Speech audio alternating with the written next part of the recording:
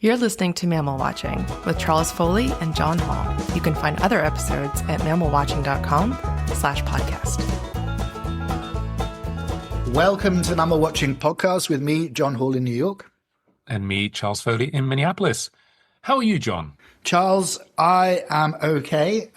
If all goes to plan, this comes out on the 1st of April. I will be officially unemployed, no longer working at the UN, and trying to become a professional mammal watcher. So I'm excited about that and slightly daunted. But yeah. And speaking of unemployment, this is a perfect chance to remind people that they can donate to Mammal Watching and to this podcast by buying us a coffee. And I want to give a shout out to another 3 contributing members who've joined the elite levels of donors. Big thank you to Nick Block, who is now a lesser Grison level member. Thank you, Nick. And thank you also to Luke Tassopoulos and Christine Van Gaver, who are both now greater capybara level contributing members. So thank you all. And also to Mark Boson, who was the first contributing member we had. Every cent goes to the many expenses of running the podcast and the website. So please do donate if you can. It's really appreciated. Thank you. That's me. How about you?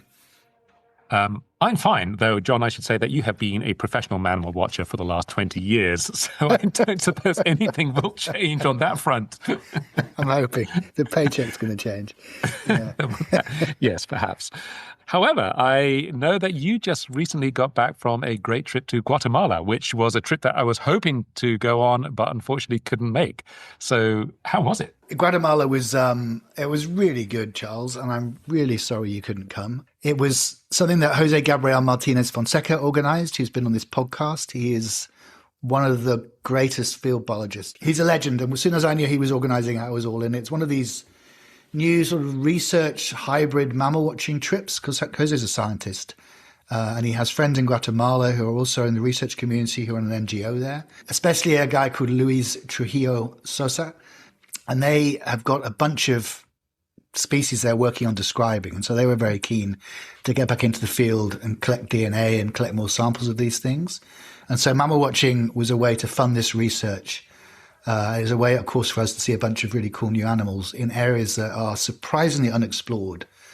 Guatemala I've never been on my radar, but it's a lovely place. We spent a lot of time in the mountains, great cloud forest, lovely, lovely people. Food was really good. So a wonderful place. And I did record a few clips, which I'm going to play now. First of which was from the first area we went to, a place called Sierra de las Minas, which is up at about 3,000 meters. It was very cold and wet up there, unfortunately. I should have read Jose's instructions and packed a warmer jacket. But it's crawling with new species. So Venkat Sankar was with us. He was in 7th heaven. He was, oh my God, it's this. Oh my God, it's that. We got a new pocket mouse that seems new to science, a big, very big pocket mouse, a very big deer mouse that they're working on describing. There's a singing mouse up there that also seems new to science. We caught multiple little Myotes bats that don't match anything that they also think are new. And there's also, astonishingly, what seems to be a brand new species of howler monkey up there. Wow. This is 3,000 meters up. It's about 1,500 meters higher than any known howlers in Guatemala. They look quite different to me, much fluffier and hairier, perhaps because it's so cold. But they've already got the DNA, and that seems conclusive. So they need to actually do the morphology now on an animal, find an animal and do some morphology. But that looks like it's going to be a new species. So that's extraordinary for Central America. We were told it was going to be easy to see this thing. We heard them the first day when it was nice and sunny, and we thought, oh, we'll see it later. And then it started raining and didn't stop for 2 days. So on the last day, we were getting a bit nervous. And then at 3 o'clock, when the rain was pouring, they started calling again, and we sprinted down a muddy trail, and we got a look at these. One animal actually sitting there in the rain, looking very sorry for itself. And here is Jose talking about this howler. So I'm here with Jose Gabriel Martinez Fonseca, and it's been raining for the last 24 hours. We're all feeling a bit miserable, and we just saw a howler, which is almost certainly going to be a new species if Jose has anything to do with it. Can you tell us about the howler, Jose?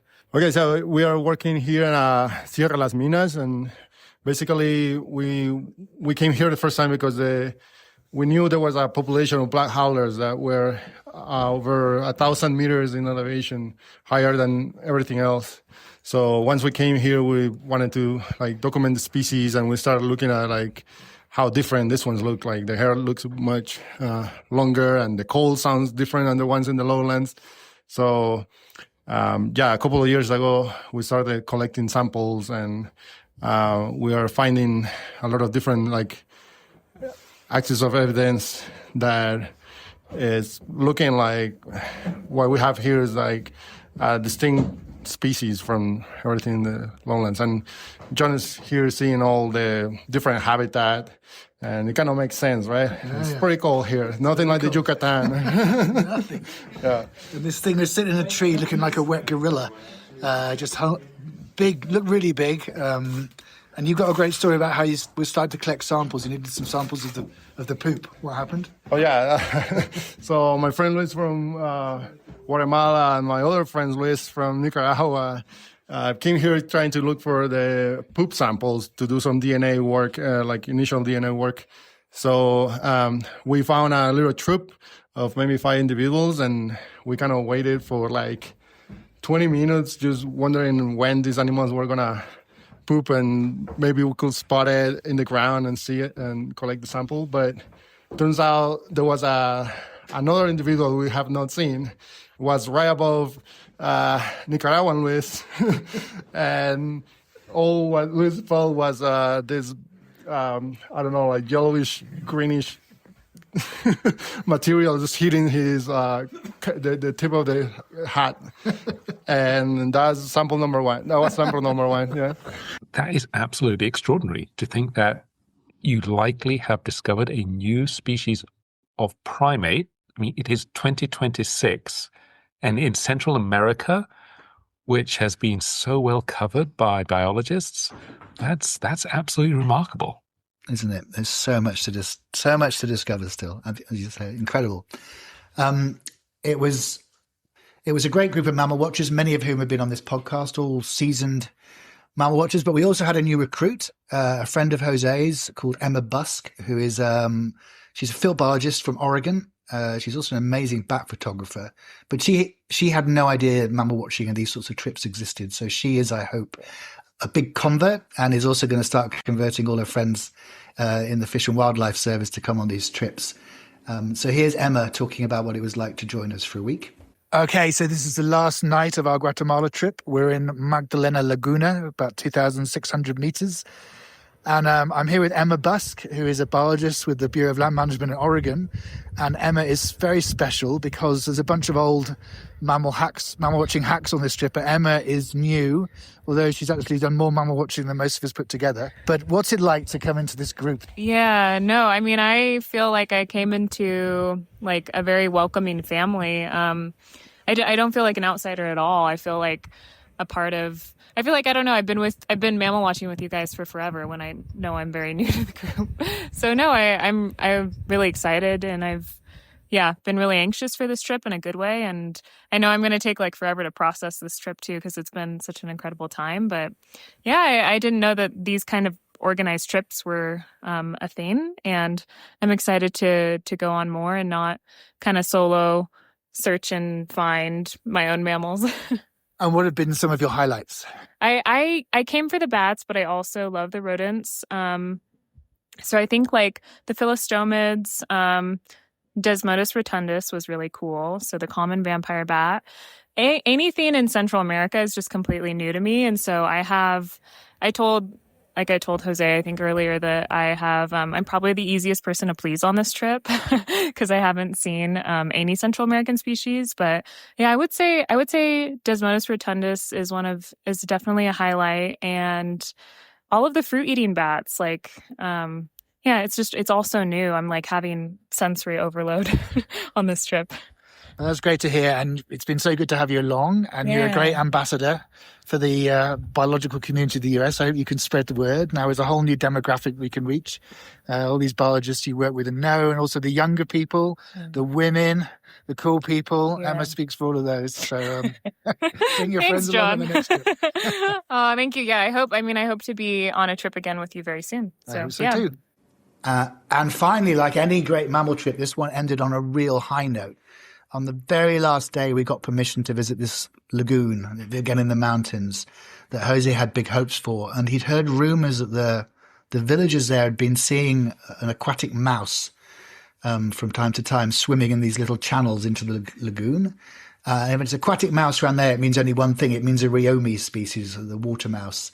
This is they're fabulous little animals. There's, I think, 3 or 4 species known from Costa Rica, Mexico, Central America. But also, I think, probably very difficult to trap is my guess. I know Fiona Reed tried for ages to catch one of these things, and there was a whole saga. She eventually saw one, but they're not easy. They don't go into traps. But we have a secret weapon. We had Jose with us. And on the last night, we were looking for this thing in the lake, and it was raining again, and the batting was really poor. Got back onto the bus, sitting there wondering whether to go out and have another look for the mouse at about 9 o'clock. And in burst Louise, holding him back. She's breathless with excitement and exhaustion because I think he'd run all the way. He just said, Rheomys! And he waved this thing in the air. And Jose had caught one by hand out of the creek. Apparently he'd seen 2 or 3. So they're really obviously quite common there. But he'll talk now about how he found this thing. But what a way to finish the trip. An absolutely fabulous mammal. So the trip is finished on the bus driving back, but we finished on a huge high note because Jose Gabriel, the GOAT, small mammal trapper, just caught a Thomas's water mouse by hand. Jose, how did you catch it? So, we have been looking all night for it on little channels leading to a lagoon, a beautiful place.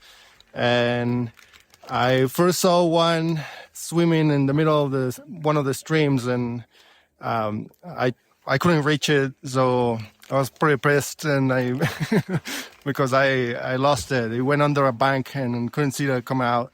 But then I kept walking, and I found John Svensson, who was heading back to the bus, and as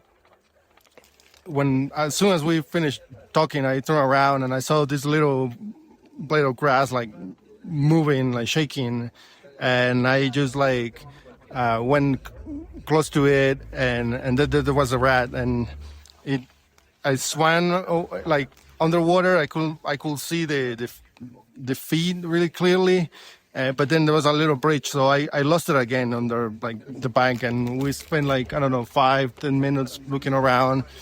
And when I look across, I saw the grass moving again, so I just ran at it, and I saw it diving once more. And as soon as it kind of emerged on the other side of the little stream, I just threw the hand and just grab it.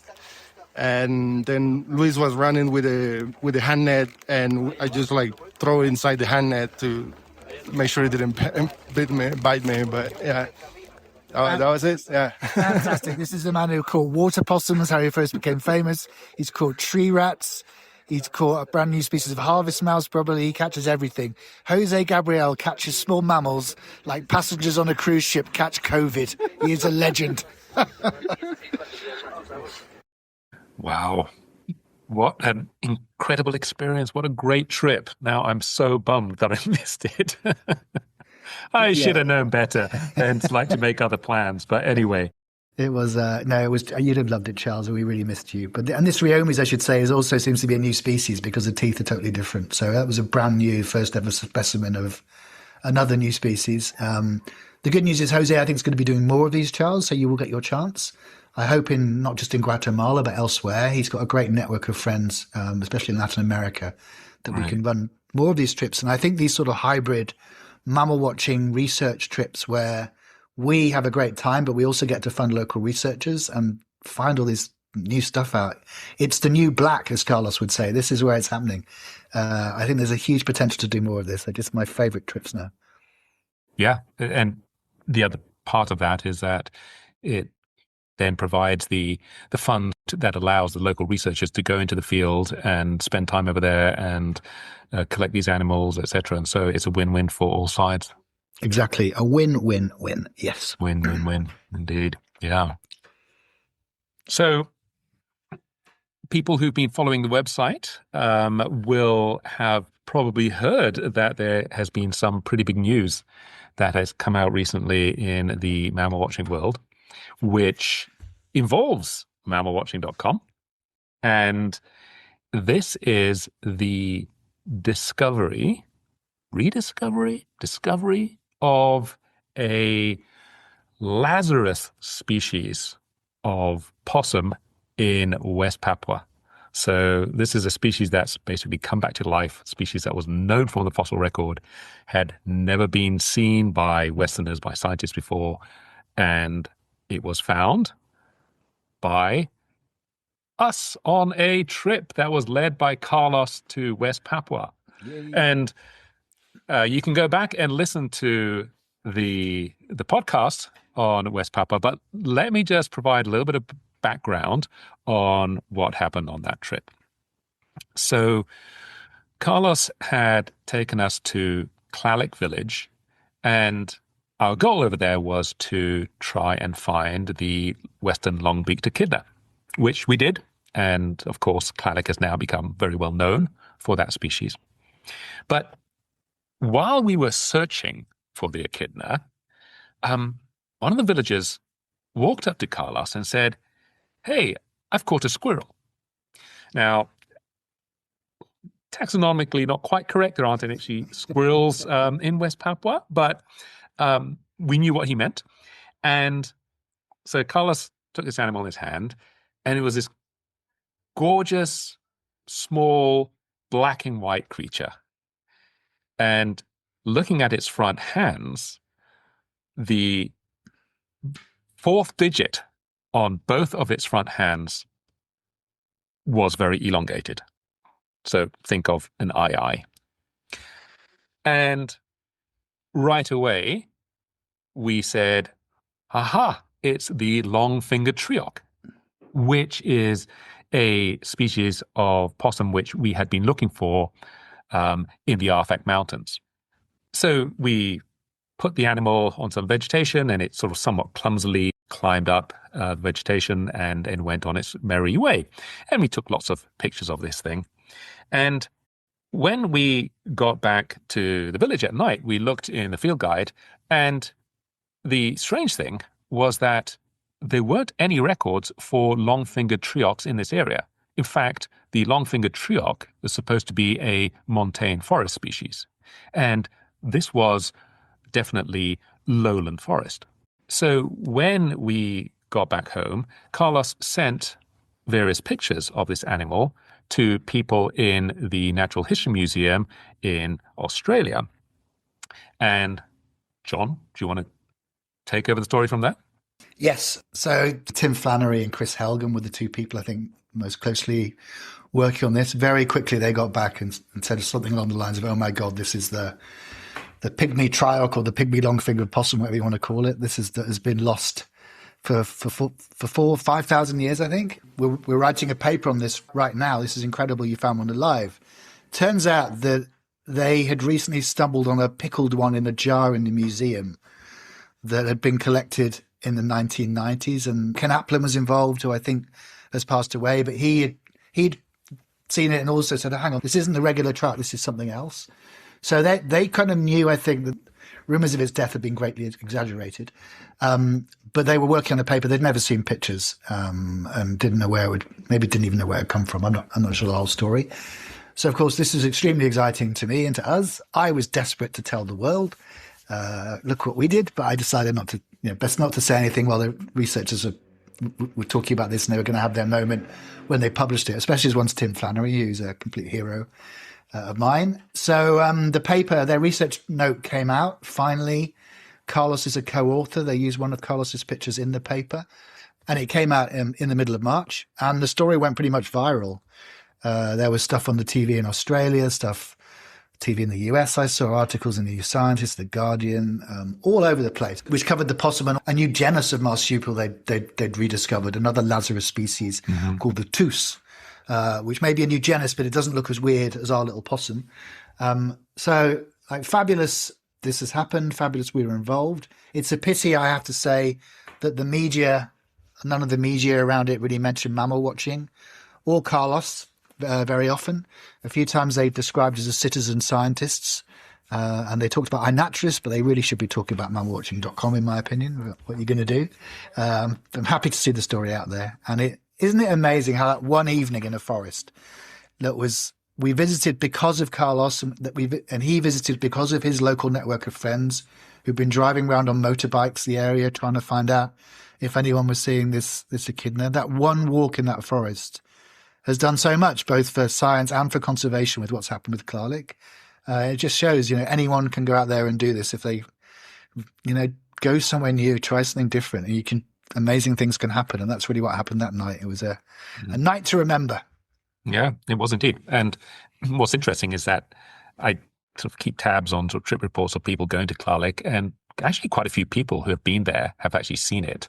And of course, most of them just say it's the long-fingered trioc. So I've always wanted to say, actually, if only you knew. No, exactly. This is an amazing species. Yeah. And anyway, now everyone can go back and correct it in their lists if they keep lists. And the other great thing is that here is this one small community, Clarlic, and if you go there, you can see two incredible mammal species, not just the western long-beaked echidna, but also this pygmy trioc. So all the more reason to go and visit Clarlic at some point. Exactly, because the echidna is not always so easy, but this trioc is, I would like to say it's pretty much guaranteed in a couple of nights, I think. Mm-hmm. So that is a very, very nice consolation prize. So Charles and I are very happy to be joined with a friend of ours, Nick Mcphee, who's speaking from his home in Santa Cruz, Bolivia. Many of you who follow Mammal Watching will know Nick and his company, Nick's Adventures Bolivia, because both Charles and I have traveled with him separately and had amazing trips. And many, many other people now are going to Bolivia to travel with Nick to see the cats, especially the cats. But Bolivia has a whole lot more to offer than that, as I'm sure Nick will tell us. It's great to see you again, Nick. Welcome to the podcast. Yeah, thank you very much, John. Great to see you again, and also Charles as well. It's been a while.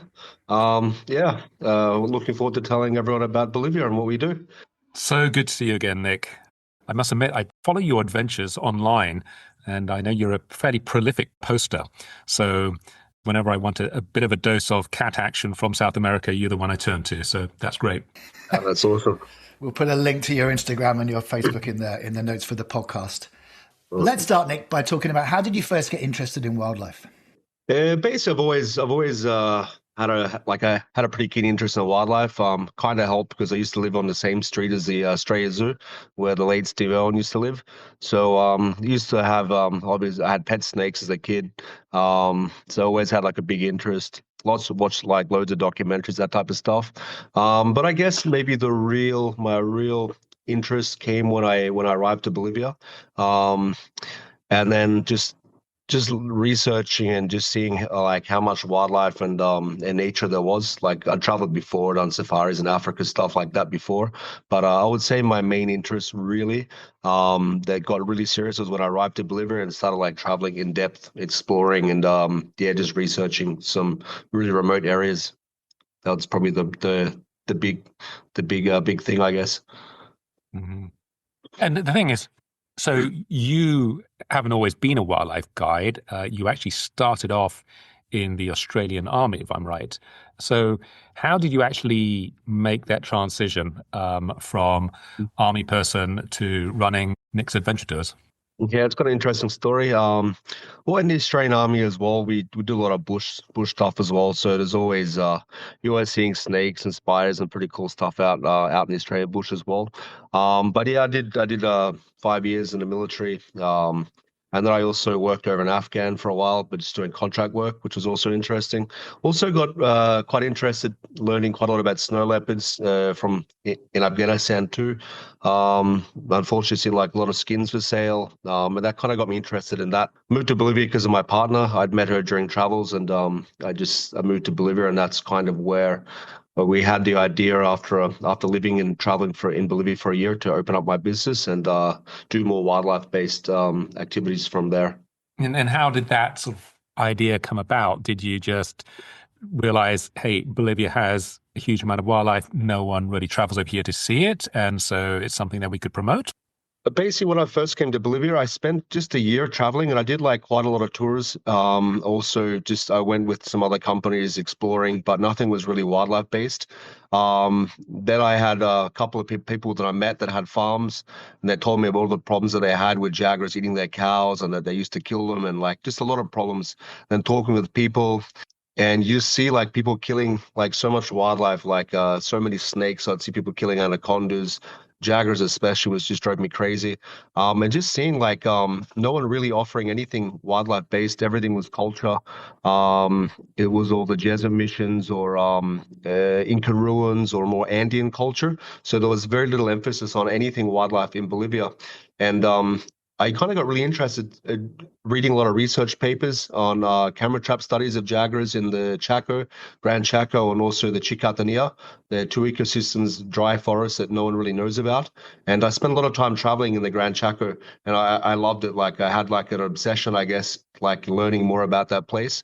And just couldn't believe that as a park in Bolivia, like 3.4 million hectares, one of the last self-sustaining jaguar populations, and no one visited. So that was a big reason as well.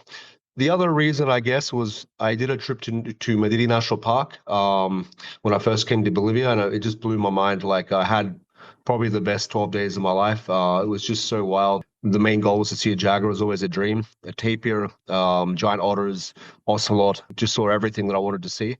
Just talking with the people there and yeah, just really opened my eyes to what Bolivia had to offer, and even more learning about the threats to that park as well. Wildlife tourism especially hadn't really been thought of in like a serious sense.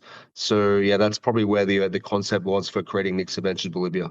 Let me just ask you a question about snakes, because you mentioned those. And I distinctly remember one of the mornings you had to run off early because some of your neighbors were delivering some highly venomous species of snake on your doorstep and you had to go and release it. Where did your interest in reptiles come from? I've always liked snakes. I used to have them as a kid. So I used to have carpet pythons as a kid, children's pythons as well. So I've always loved snakes. And it was interesting because my dad used to hate them. He used to kill every snake he used to see. So maybe it was like a rebellion thing, I guess. But yeah, always loved reptiles, especially as well. Not just mammals, but yeah, reptiles especially. So yeah, that's another interest in Bolivia that we have as well that we're trying to work on too, promoting herping tours, because it's like mammal watching. It's still, it's still not as popular as bird watching for some reason, which everyone that's traveled with me knows that I'm an avid bird watcher.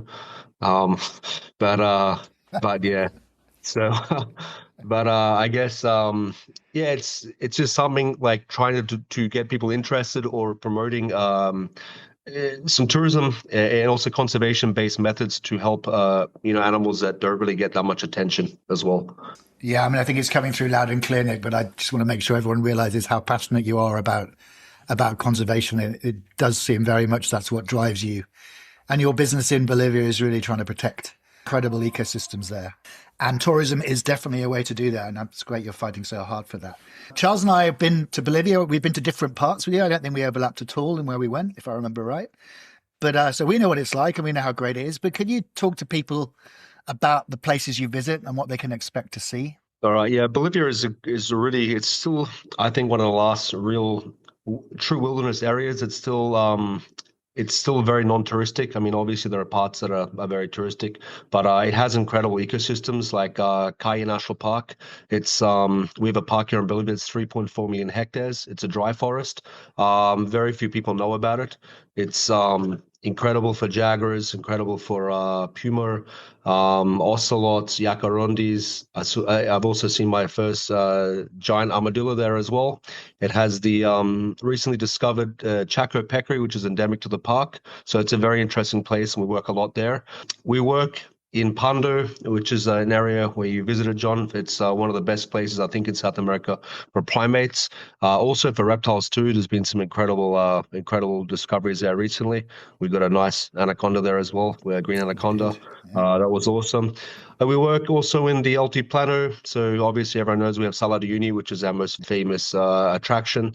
But in the surrounding areas in the Reserva Eduardo Avoca, there's some incredible Andean fauna there as well. Then we have Beni. Beni it's cowboy country, so it's basically a mix of floodland. So we have quite a few areas that we work with there as well. We have areas for the pink river dolphin, some endemic monkeys there as well.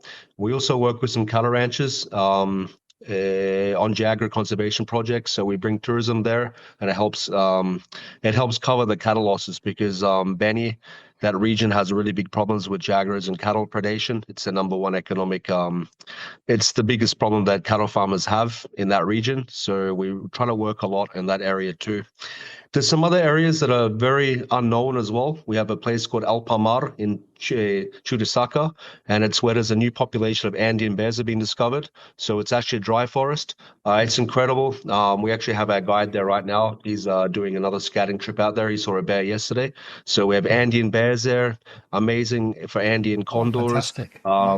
Endemic red-fronted macaws, and also, it's just incredible. So a lot of people don't know as well. So Bolivia has a lot of different ecosystems, incredible national parks, and most of the parks, like some areas like Kaya, they probably get maybe 50 to 100 people per year, which is just incredible.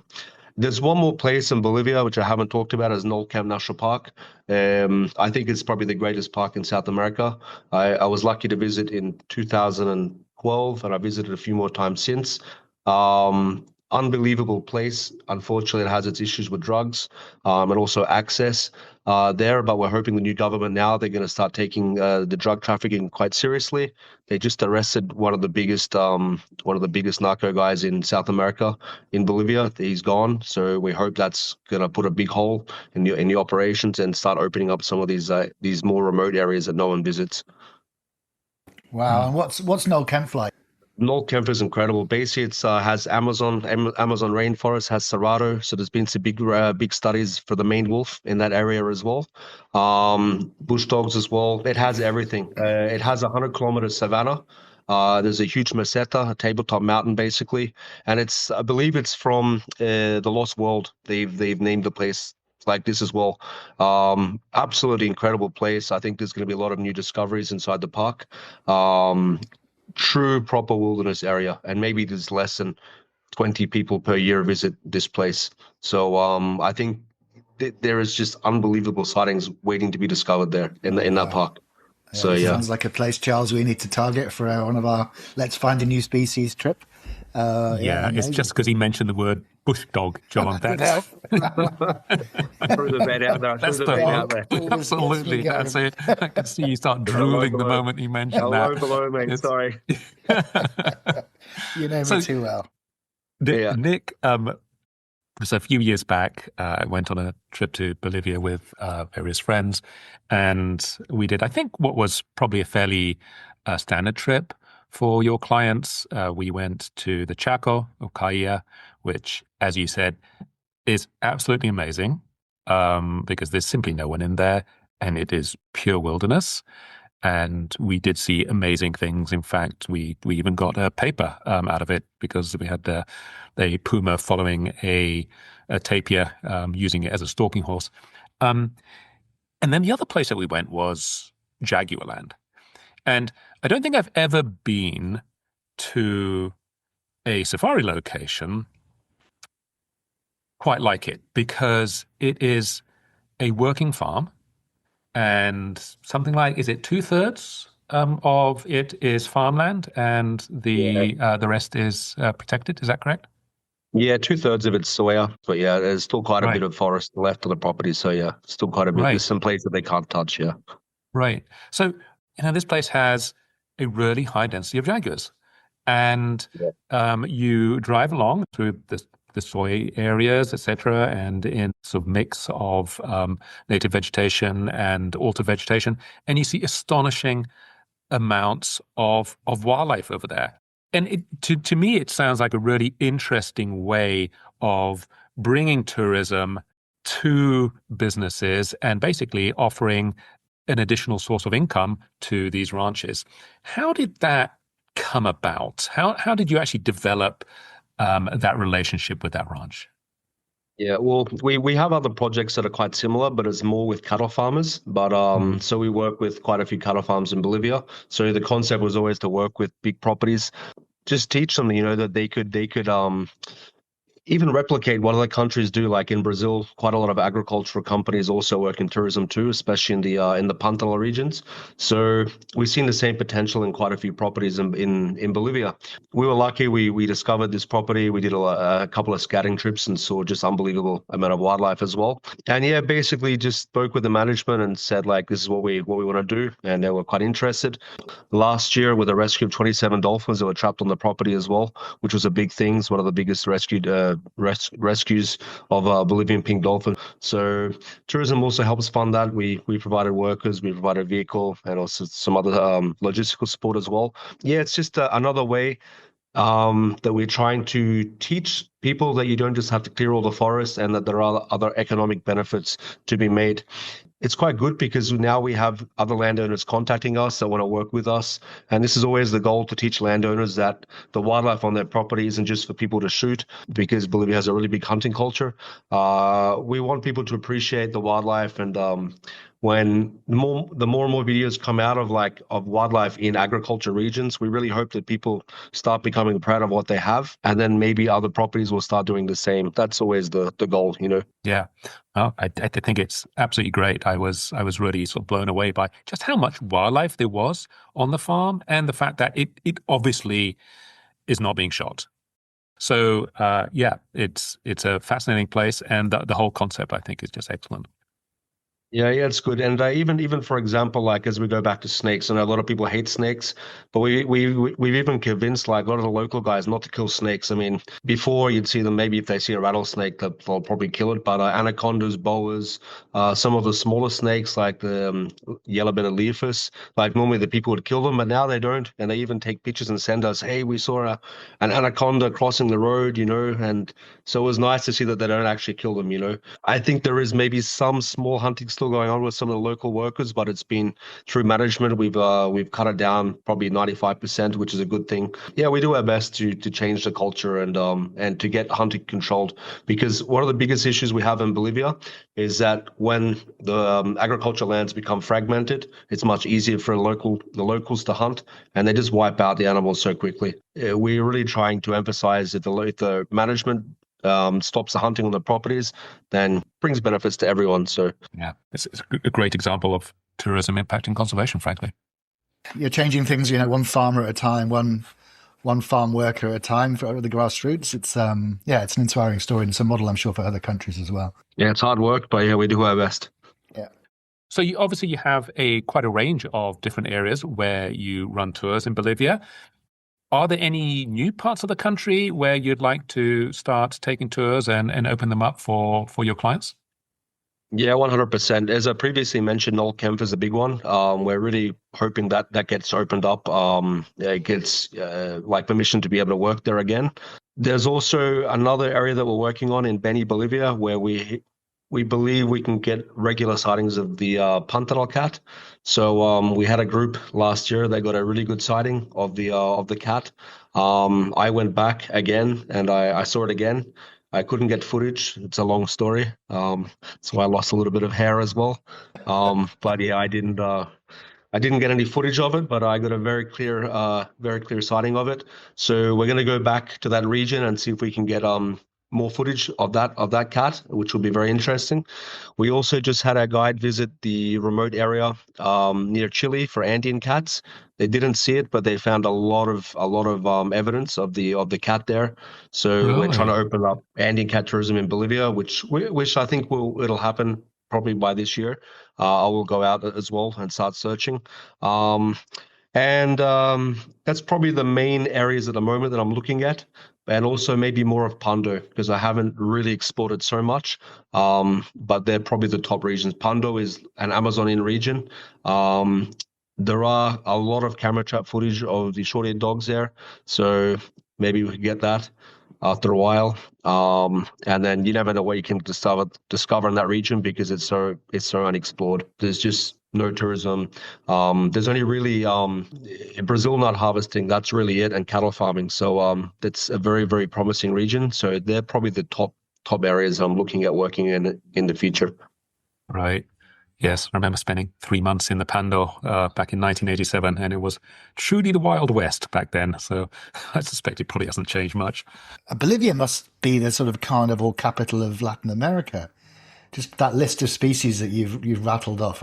There's more than Brazil, right? We have a few, yeah. We also Jeffrey's cats. That's another cat I'm trying to find as well. The Jeffrey's cat. We do see them in the Chaco, but it's not frequent sightings because I think in other regions it's more fragmented, so it's easier to see them. And where we go, it's very, very thick forest. But I believe we can find sites for the Jeffreys as well. But it's just finding the time to do it, Yeah. But just to follow on from that, John, when we went, we saw several jaguar, puma, jaguarundi, and ocelot, and that was a perfectly normal trip. So that's a great list of species that people can go and see in the space of about a week or so. Yeah, 100%. Yeah. Bolivia is very underrated, I think, in terms of mammal watching. So yeah, it's a good place. Yeah, it's a good place. We always want people to come and visit. Every time someone writes to me asking for advice on the Pantanal, I always say, well, why don't you go to Bolivia? Like, if you want to see these things, then it's going to be less expensive, less crowded, and you'll probably see more of them. But yeah, it's really extraordinary place. Speaking of which, so on the mammal watching side, when did you first sort of hear about mammal watching, maybe discover mammalwatching.com? And how much growth have you seen in mammal watchers since then? Mammal watching. That's I think I heard about it through I think it was just through online, just researching online papers and stuff. And then I think I saw the site.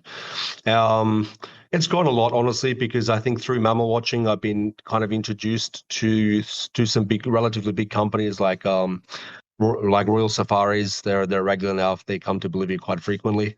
We do some great trips with them. And yeah, it's definitely growing every year. I've had a few trips. I've had some just random people just contact me. They'll just want to do 10 days just looking for the Chaco Peccary, for example, which is amazing because I didn't know anyone had an interest in the Chaco Peccary up until the mammal watching site. So it's actually really, really interesting. And then having like other groups come specifically as that species being one of the top targets is incredible because if you could ask 99 out of 100 Bolivians what's a Chaco Peccary, they have no idea. Yeah, it's definitely growing. We're seeing more and more interest, mostly with the felines, but then obviously we get some of the niche stuff like the primate tours happening as well. It's not frequent, but we're getting more. We're getting more reach outs for some smaller stuff as well. So some more random species. Obviously the fairy armadillo. A lot of people ask me about that one. Yeah, you'll get there one day. But it's a hard one, but yeah, we are definitely seeing more interest in the mammal watching community, which is great. Good news, fantastic. One of the things that I know that you are very concerned about and very passionate about are the environmental issues that affect Bolivia. Can you describe some of them? Because some of them are slightly odd, not what people over here would expect. Yeah, Bolivia, we have just just so many environmental problems happening with previous governments and also current governments. Probably the biggest one we have, I would say, is the agriculture expansion. Bolivia, I believe, the last few years is number 1 or number 2 on the list for the most forest loss. It's just intense. We had record fires. I think we lost over 14 million hectares of land in 1 year just with burning. So we have very pro-agricultural laws where fines were pardoned and just encouraging people to burn to clear land. It was all to do with the China beef and soya deal. Mennonites, another big problem in Bolivia. Bolivia is a major hub for them, so it's a group, the ultra-religious group that they primarily agriculturalists, so they clear a lot of forests, soya especially. Bolivia is one of the big areas for them. Interculturales, this is a big one. They're settlers that were linked to the previous government, and they basically just enter national parks, protected areas, private properties, and they just burn and clear land. Very, very big problem in Bolivia. Huge area of Bolivia has been taken, and the previous governments ignored it because they were kind of with the government. So it's kind of hard to explain, but it's kind of groups within groups that come from different parts of Bolivia that just invade lands and start clearing. That's a very, very big problem as well. But even now, we're having wars between, especially last year, actually, we're having a lot of fights with the interculturales. They were actually raiding Mennonite properties or agricultural properties. So it's just madness, just everyone fighting over land. Another big one in the last 2 or 3 years has been gold mining. It's everywhere now, especially with the price of gold. So areas like Madidi are just being rampaged, gold mining everywhere. So that is a huge issue in Bolivia now. And with gold mining comes roads, more deforestation, and then it's also linked with wildlife trafficking. For those who don't know, that Bolivia is now as one of the main hubs for jaguar teeth trafficking. In the last, I think, 7 years, they've been finding a lot of captures of mostly Chinese traffickers with jaguar teeth. So that's a really, really big one as well. There's been a few documentaries come out recently about it, a lot of cases. It's been less in the news in the last year, but for sure it's still happening all over Bolivia, where there's a demand where people are paying $100 for each jaguar teeth. So that's it's a really big problem as well. What else do we have? We have obviously road expansions. We have the new government now is planning a new highway from Robore all the way to Paraguay, which basically splits Nembuguasu and Caye in two. So if there's a huge highway through the middle of a protected area, it's going to be a disaster. And it's actually where they discovered uncontacted tribes. Irwin tribes in the Gran Chaco and Chicotanía live in this area. So any highway built through there will be a disaster. And there's other roads being planned, which are probably even worse, that will just split the entire Amazon region, basically from Ixamas all the way up to Pando. So the road projects are going to be huge in the coming years as well. So that's just a few problems that we have in Bolivia. But yeah, Bolivia, as I said, is I think top 2 or 3 in the whole world now for deforestation, and it looks set to continue even with the new government now. They're very pro-agriculture. Bolivia's economy has crashed. We've just had a year with mega inflation, so they're looking for quick money, which just means more agriculture, unfortunately. What a mess. Yeah, it's a big mess. Yeah, very sad to hear that. Really. Yeah, it's a big mess. Yeah, a big mess. Nick, you've touched already on how mammal watching can help conservation, but what else would you say? I would say mammal watching it's given a spotlight, or it's given a platform for Bolivia to be seen, because before no one even really knew about Bolivia as a destination. You know, obviously people would before just travel to Brazil, or everyone would go to the same place to see a jaguar, yeah. But now they have a chance in Bolivia also to see it as well. And also it's given a platform for the smaller species like Yacarondi, Jeffrey's cats, ocelots, for alternative viewing. Because other animals, I mean, some of the primates that you guys came to Bolivia for, Chaco Peccary, like some of the species that no one really knew about, they're in Bolivia, so now people know. It's awesome. So it's actually really given us, it's given Bolivia like some publicity that it never had before, that there is actually wildlife in Bolivia, because before no one really knew that Bolivia really had jungle, because most tourists come to Bolivia and they just want to see the Andes or the salt flats or La Paz and they leave. It's given a whole new vision and like a spotlight for the country. Which is really great. Yeah. That's great. Yeah, it has such a diverse range of habitats, doesn't it? So if you and your staff can find good sites for many of the species, you're probably looking at Bolivia as being a sort of one-stop destination for tourists, because, as we mentioned earlier, you can see all the cats, but then you've also got all of the other Cerrado species, and then, of course, the Amazon species as well. So, frankly, it has so much potential as a place for mammal watchers to visit. Yeah, 100%. And it's like mammal watching it's helping like a lot of the regions that didn't really get any tourism before, like the Gran Chaco, very few people visit, and now we're getting actually a lot of people going through, and it helps everything from restaurants to drivers, guides, like hotels. So people are really happy when they see people and they ask them like, what are you doing in Bolivia? And they're like, oh, I'm looking for a Chaco Peccary. Like, what? They don't understand, but they're like, even locals are getting excited to learn why people are coming to Bolivia. And not only for mammal watching too, a lot of the people that we have coming to Bolivia for mammal watching, they'll also do side trips as well. Maybe they'll visit Salar de Uyuni, or they'll do a hiking trip, or they'll do something else. So it's combining also mammal watching with some regular tourism as well, which helps everywhere, which is awesome, Obviously, you're seeing a lot of incredible animals over there, and you must have seen some amazing sights during your many years as a guide. Can you mention some of the highlights? Yeah, I've been pretty lucky to have some unbelievable sightings of animals. Some of the more memorable ones, I guess. I saw two giant armadillos. I don't know what they were doing, either mating or fighting, whatever it was quite violent. But I was actually with a bird watcher at the time, and she didn't want to see it. She's like, "No, it's an ugly animal." Oh, And you are joking. Oh. I'm not joking, yeah. And literally, we got like 1 meter from them. It was crazy in the Grand Chaco. One of my other favorites, I saw a yacarandi with cubs, which was just spectacular. Just popped up right in front of us on the road. Again, was with another bird watcher as well, unbelievably. And that's crazy. He literally took a quick picture and went back to looking for birds. I've had some incredible jaguar sightings. I put my head in a storm drain once, and there was a jaguar sleeping, like literally maybe 5 meters from me, which was pretty How crazy. quickly did your head come out? Yeah, pretty quick. Yeah, pretty quick. That was in Kaya. That was unbelievable. What else? Yeah, just seeing Andean bear. My first Andean bear was very special. Maned wolf. Something that you just don't really see in Bolivia very often. To see a maned wolf was spectacular. I saw the bush dogs run across the road in front of me once, and I knew that was very, very special. A group of them. I think it was 6 or 7. And there's just too many to list. Like I've just seen, even for me, my first tapir. Like it's a common animal. Like it was something I always wanted to see. So seeing one in the Amazon was really special. And I also think seeing certain species like a jaguar in a dry forest was something that I always wanted, because everyone always sees jaguars in the Pantanal. There's always the same footage. It's always the same area.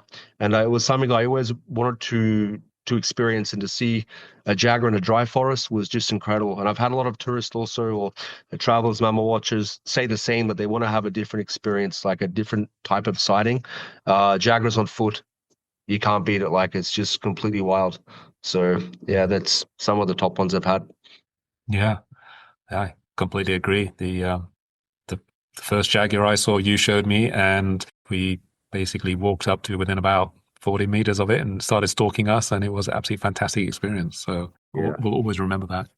So let's move away from Bolivia for a couple of minutes, because you have just got back from a pretty epic trip to Nepal, where you were chasing snow leopards and tigers. Can you tell us a bit about that? Because some of the stuff on Facebook and Instagram looked amazing. Yeah, Nepal was incredible. It's quite similar to Bolivia in some regards, where it's not so well known for wildlife watching. It's mostly known for hiking.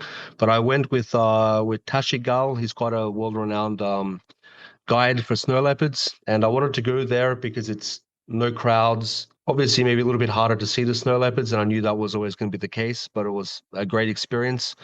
Quite brutal, a lot of hiking, but just amazing landscapes. We got very, very close to the snow leopard. We found fresh tracks. There was a kill about a week before I arrived, so I just got unlucky with that. The next group obviously seen the snow leopard, so I missed it, but it's always the way. And then a group after that, they got a snow leopard hunting, killing a yak. So unbelievable footage. So they're there. I think I was just unlucky. And then I went for tiger. The main goal was tiger on foot in Bardia, and we got one on the second day. Amazing place again, like Bolivia, a lot less crowded.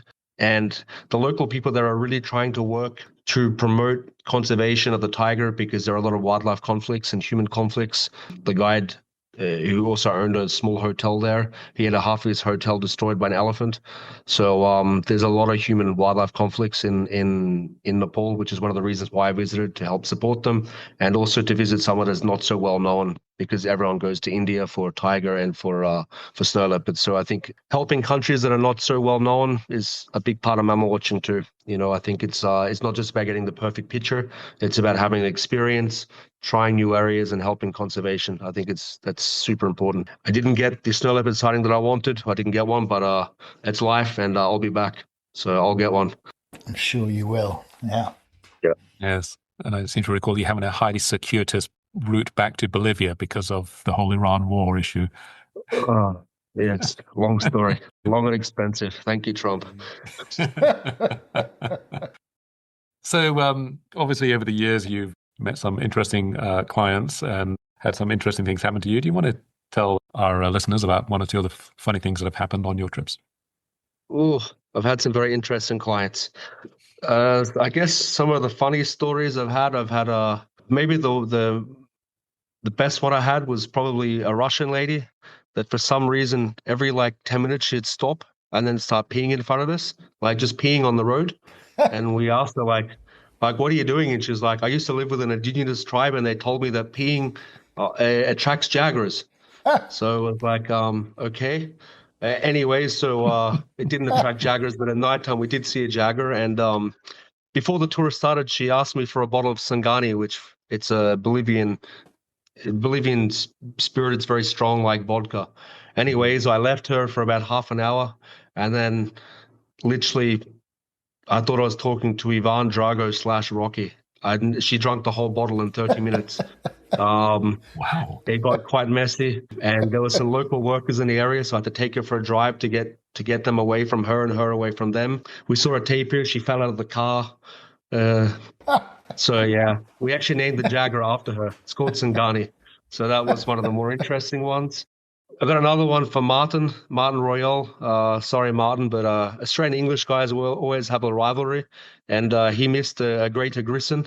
So I enjoyed giving him a bit of slack for the entire trip that he didn't see the greater Grisson, which was fantastic. Some other ones. Oh yeah, the husbands that bring their wives on trips and the wives absolutely hate it, and it's like more of a husband trip. So there's been some good ones, some nice tantrums where the wife is expecting a Cancun style trip and haven't really explained the logistics very well. And I think from memory, one of the best ones was a couple of years ago where the wife was angry from the beginning and the husband was having the greatest time of his entire life. He told me this is the best. And we were walking in a muddy area, and I told the lady, please walk behind me because you could sink. And she walked off and sank halfway up to her stomach in mud. And the husband just looked at me with desperation. Please don't laugh. And I've never seen anyone more angry in my life, but you always remember this. But at the end of the trip, she was happy. We got some good jaguars hiding, some anacondas, and she said she'll never forget it. I don't think her husband will either, somehow. But that's just some. There's plenty more. John bird watching was a good one. Sorry, John. I caught you on Pando bird watching. I'm going to edit this, but only it was a dead bird in a crocodile's mouth. I don't know about that. And one more was a recent trip was with it was I won't mention the agency, but somehow they put the world's biggest Trump supporter with the world's biggest Democrat supporter. So there was some interesting discussions every day.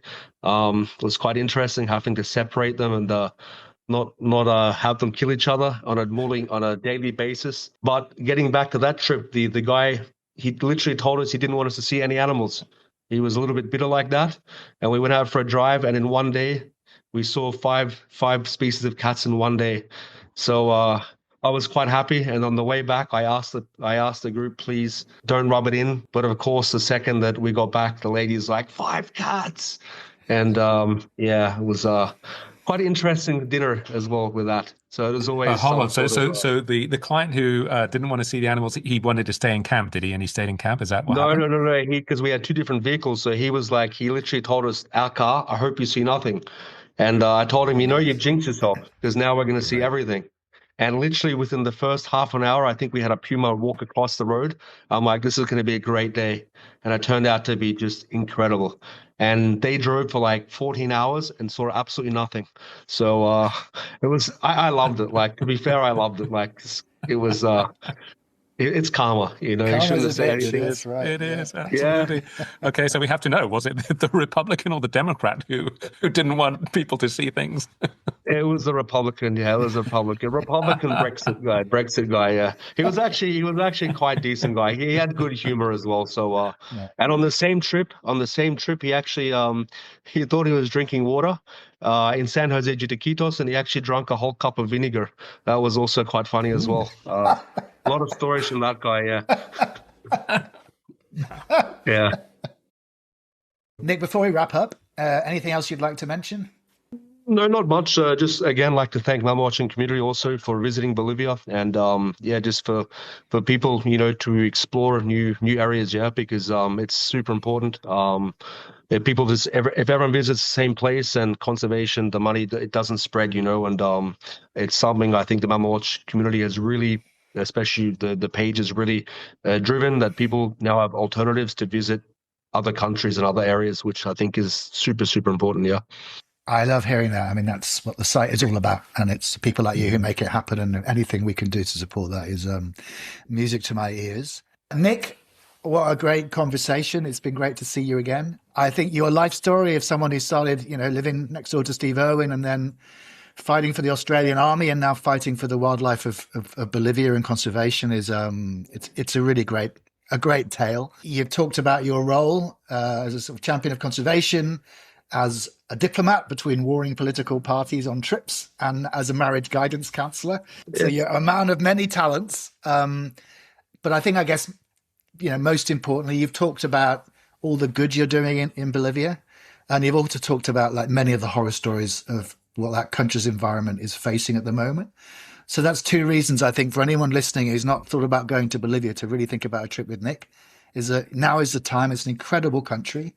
It's got its problems, so don't leave it too long. But also know that if you go, you're helping to protect what's left. So it's a win-win for you and for the wildlife of Bolivia. Nick, always a pleasure to see you. Thanks, mate. Thank you very much. Pleasure as well. A pleasure as always. Yeah. Yeah, and I completely second what John has said. I really, really enjoyed our trip to Bolivia. It just really exceeded my expectations in so many ways. Sort of fantastic wildlife. And you've got it down pat with tourists. You know that basically if you give people cold beers and good food, you can get away with anything. And then on top of that, you chuck in some excellent wildlife. So yeah, really, really enjoyed it. And I would encourage any listener who wants to go to see some good South American wildlife, make your way down to Bolivia because it is a really fantastic country. So thanks for talking to us, Nick. And hopefully I will be heading that way at some point in the not too distant future. Yeah, awesome. Can't wait to see you guys again.